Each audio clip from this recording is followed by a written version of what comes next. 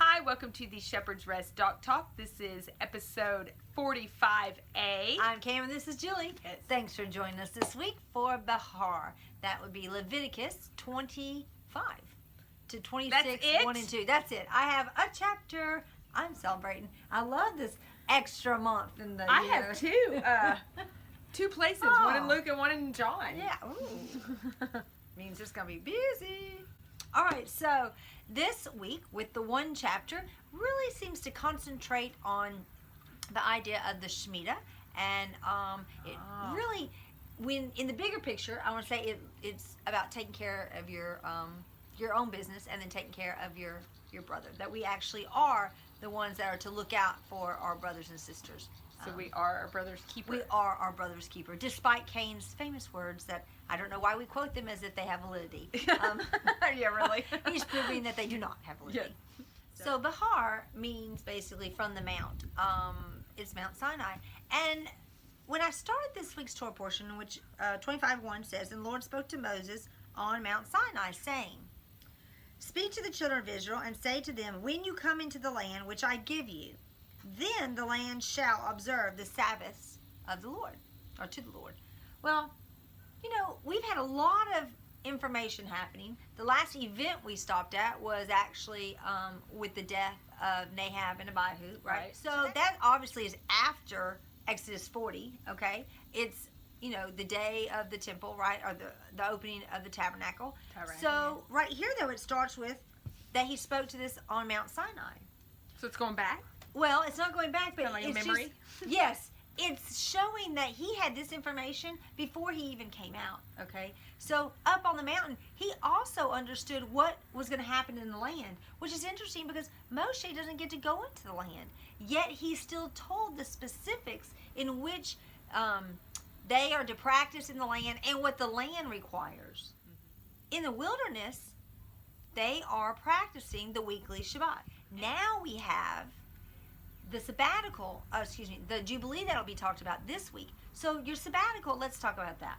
Okay. We have 7 years, okay? Just like we have 7 days and then we have a Sabbath. We have 7 years. The 7th year or 6 years, then the 7th year becomes the sabbatical, okay? The Sabbath year for the land in Israel to rest, all right? Right. So if you think about this, the Lord owns the whole world, right? Or the whole universe, everything. And then he has his hand just on that one portion of Israel. That's kind of like his like the offering idea, right? The 10% idea, okay? So he has this small part, and that's where he says, okay, this is going to be where my light comes from, right? This is the people who live there. They're going to be my servants. This is my light, and it's going to shine out to all the nations. So in the land, the Lord determines what the ruling will be there. And it is to make sure that you set apart a year, okay? And in that year, it's to take care of his people. People took care of their own. They took care of their own families. They took care of each other's small community. You had the churches that would do that. You know, That's the way it was set up. That's why the Lord set up in Israel. And on that 7th year was for the land to rest, but also for the people to rest. Right. So what do you think they did in that rest? Went to the movies, played video games, did whatever they wanted? No. They studied Torah. We know that from Deuteronomy. We see in Deuteronomy 31:11, well 10 and 11, it says, "And Moshe commanded, saying, at the end of 7 years," okay, that'll be the Shemitah year, "at the appointed time of the year of release, at the festival of Sukkot, when all Israel comes and appears before the Lord your God in the place which he chooses," which we now know as Jerusalem, "read this Torah before all of Israel in their hearing. Assemble the people, the men, the women, and the little ones of your sojourners who are within your gates, so that they hear and so that they learn to fear the Lord your God and to guard to do all the words of this Torah." So there's what's happening. We study, okay? We're commanded to study. That year is set aside not to do whatever you want to. It's the same idea as the Sabbath. You take 1 day a week to just be able to go, okay, Lord, you've given me all this time to do all the things I needed. Now you rest in the Lord. Now, you're not planting, you're not reaping. But all your needs are taken care of. If you remember, we saw earlier in Exodus 16, I believe, when the manna comes down, he says, hey, make sure that you collect the day before Shabbat on Friday, 2, okay? On the 6th day, twice as much. Right. Because you'll be nourished with that.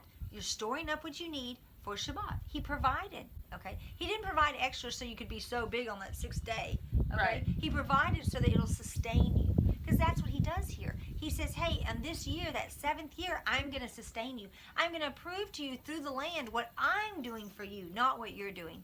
So the idea was the poor, the orphan, anybody, the beast, okay, the animals, everyone had free reign of the land to eat whatever they wanted and what was commanded. I mean, we jump ahead. Now, once we have 7 of those sabbatical years, then that takes us into what's the Jubilee or the Yovel, because it has to do with the trumpets, okay?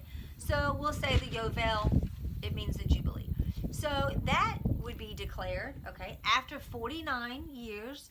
Then that 49th year is the declaration of it, and then on the 50th year is the practice of it, all right? So now you're absolutely in complete rest in the Lord for the year of Jubilee. In the year of Jubilee, it is said that when Yeshua comes, that will be a Jubilee, because there are things that happen in a Jubilee, and that is everyone, all of Israel should be in the land, and it's returned to them. That's interesting. If it's not theirs to begin with, then according to the word, it should be returned to whoever it originally belonged to. Oh, that'd be Israel, because he gives it back to who owns it. Because remember, the Lord is the one who actually owns it, and he's decided who will be the tenants. During a Jubilee, there's 3 years that he provides for on that 49th year. He provides 3 years of abundance. But they're also watching the land actually just providing. What's just growing without man's help. Why? Because the Lord's capable of providing. Right. All right? I mean, it makes me think of Matthew 6, where the Lord's like, the birds don't worry, the lilies don't worry. I mean, he provides for everyone, right? Seek ye first the kingdom of God, and all these things will be added unto you. Well, all these things are your food, your clothes, all the things that were provided for when they're in the wilderness, and all the things that were provided for when they're in the land, and all the things that are still provided for us today when we walk in his ways and trust in his word. All right? And he's very clear on that too, on 26, 1 through 3. Let me read that real quick. He says, do not make idols for yourself, and do not set up carved images or a pillar for yourself. And do not place a stone idol in your land or bow down to it, for I am the Lord your God. Guard my Sabbaths and revere my holy place. I am the Lord. You walk in my laws and guard my commands, and you shall do them. Then I shall give you rain in its season, and the land shall yield its crops, and the trees of the field will bear its fruits. You see, from the obedience of not adulterating the land, because remember, they don't have to puke you out, it can then provide that for you. Well, Julie and I were talking, and really she had this I did? You did. Oh. She had this week, which made me go too. And it had to do with the millennium. the millennium. The 7,000 years. And you want to tell it, then I'll add on to how it links. Sure. So I started thinking about the millennium and what's the purpose for the millennium and who gets to be there and, all of this. And then it hit me. Of course, the whole world needs to have a Sabbath rest. And that's when Yeshua comes and puts an end to all the war, and we're just doing Torah like we're supposed to. That will be the Sabbath rest. It will be 1,000 years of doing what we're supposed to do, which is resting in the Word. Right. If we're doing the Word, then we're resting in the Word. Right. So here's the thought. Wow. So if the millennium is truly that 7th day on the 7,000th, it's a rest, right? The day of the Lord. Yes, well, we know in Romans 8 that the earth is groaning and moaning for the Lord's return. Yeah, for that rest. Well, it started with Adam when they fell and the curse was put on the earth, all right? Now, you go down to Israel, the little piece, okay? Mm-hmm. Because again, he owns that, and then the Lord also owns the universe. So you go down to the smaller piece. Now, Israel is the example. They're the ones who are practicing. We're supposed to be rehearsing for that day when we've got the whole 1,000 years, okay, to do it. So that rehearsing, when you look at the sevens and you understand, people will be able to do on the 7th year, everyone hear the word and practice it. On the 7,000th year, everyone will hear the word. We know from Isaiah, from what? Yeshua's teaching Torah from the mountain. Yes. Hello. Well, why teach it if you're not supposed to live it. Right. As I said earlier, for the Jubilee, all the land is to be returned to the owners. Okay? Didn't forget the point. In order to have a Jubilee, Israel must be in the land and must be able to be given that land.